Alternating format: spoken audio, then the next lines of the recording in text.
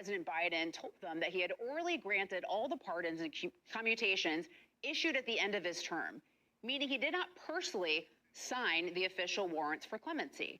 Biden told the Times that he did, in fact, make every single one of the clemency decisions himself, but says that the Autopen was used to sign the warrants since there were a lot of them.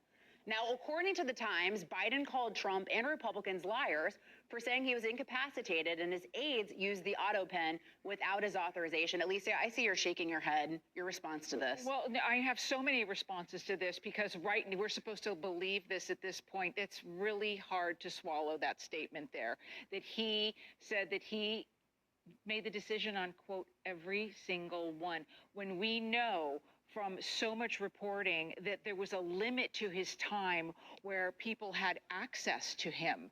So there were decisions that were made, quote unquote, after hours. We know that for a fact. And so to say that it was every single one, I'm going to have to see the receipts on this one because, and this is the question before Congress right now. They're trying to figure it out. That's why we have a line of aides and staffers coming up to testify. Who knows what we'll find out, but it's an interesting statement. David can barely sit in his chair.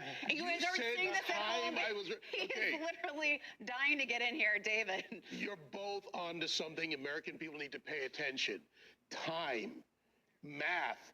How many commutations and pardons in one day, and how many hours would it take for him to do this individually? It strains incredulity.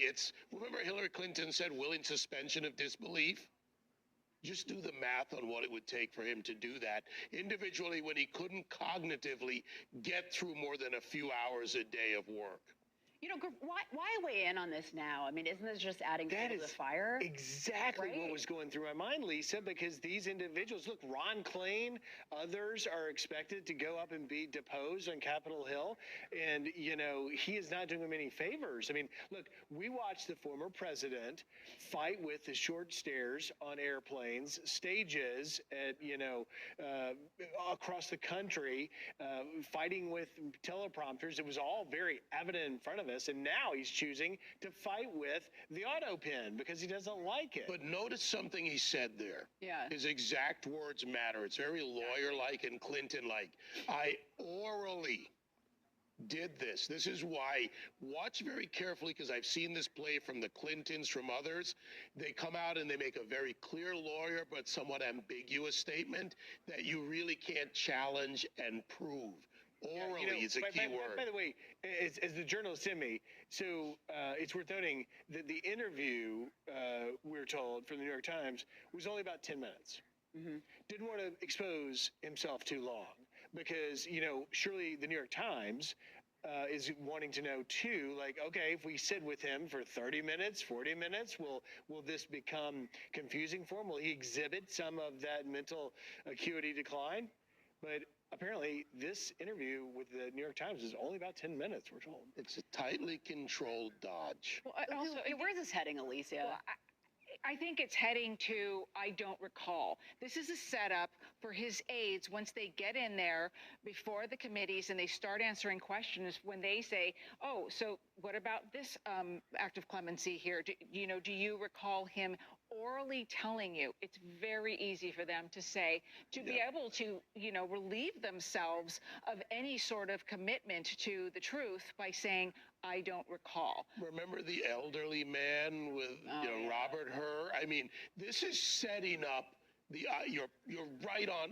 I'm going to put that money on in Vegas that you're right. This is setting up I don't recall the ambiguous statements and what do you have to prove? Although that made me so mad because he took the classified documents when he was a vice president or when he was United States Senator. And then when he was a vice president, when he was completely with it. So that really frustrated me from the special counsel, Robert Herr.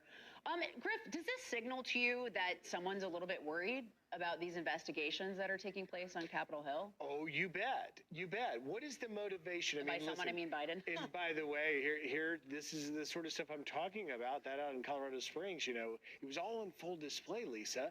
But now, listen, I can understand and appreciate, particularly if Dr. Jill Biden or others that are close to the former president are worried about his legacy being tarnished.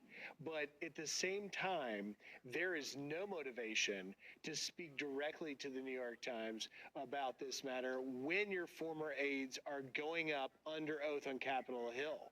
And so I think I think Alicia is onto something. I think there's some sort of calculation here that tie the two together, but I don't think it's going to work out to at least the former president's end of maybe trying to convince people something other than what we all saw with our eyes. But they already know this. Yeah. The person who testifies, Jill Biden, the person who was always next to him, not just Ron Klain. And it's not what you allege, it's what you can prove. That's how they try to get away with Well, it. it certainly raises the stakes for the House Oversight Committee. Hey, Sean Hannity here. Hey, click here to subscribe.